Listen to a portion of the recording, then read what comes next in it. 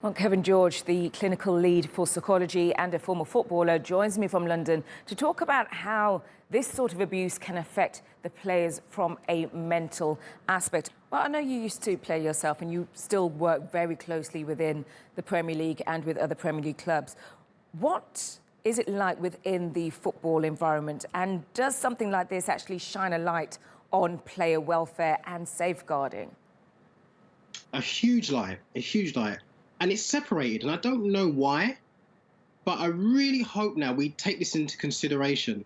The problem that we have with safeguarding and player welfare, and race and racism as well, there's rigorous processes in place, but if you don't have the right characters in there managing it, the processes don't matter.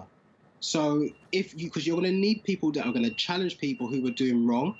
And unfortunately, I can say from myself being in the system, as a player and also as a facilitator going in, I would say that hasn't changed yet. And that's partly not because people are bad, but because there's fear. And there's this purple elephant in the room. And until we look at the fear and we discuss the fear, we won't deal with the problems. And we will keep sidestepping them. And when we sidestep them, it brings bigger problems. So when we sidestep them, we see, for example, I know the FA's got this initiative about bringing BAME coaches in, but then other coaches are saying, well, hold on a minute, you wouldn't do that for another race because it would be a certain way. And that's because we are sidestepping. I think if there's a problem, the FA could turn around and say, well, do you know what, let's keep this internal. We know we've got a problem. Let's make an effort to diversify our staff. When we look at, say, the issues in Italy, we know they've got huge issues in most countries, but I know that Italy have one of the major leagues. We could be pressurising you away from being very specific, but instead we sidestep, we do banners, we do knees, we do T-shirts. So I think we need to approach the fear and discuss that, and we need to stop sidestepping.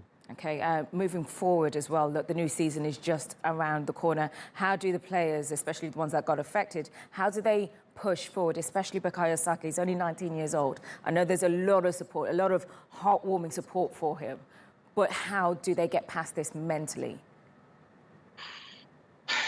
Players are very skilled in repressing emotion. In society today now, it's an expectation of all of us anyway, but especially more so in football. Every time something like this happens, there's a question. The player can almost, and I have to use a football analogy here, they can put a strap on and literally a strap in and literally just run it off.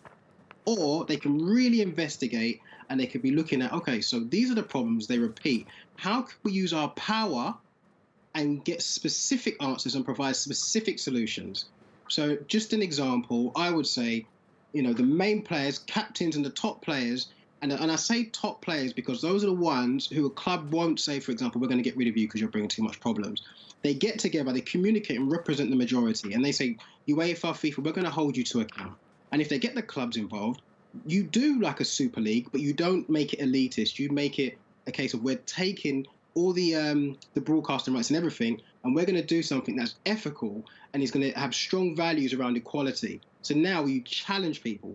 But if we keep asking, we're going to keep getting the same answers. Okay, Kevin George, thank you so much for joining us today. Hopefully we'll speak to you very soon, hopefully about something quite different. But again, thank you for joining us on TRT World.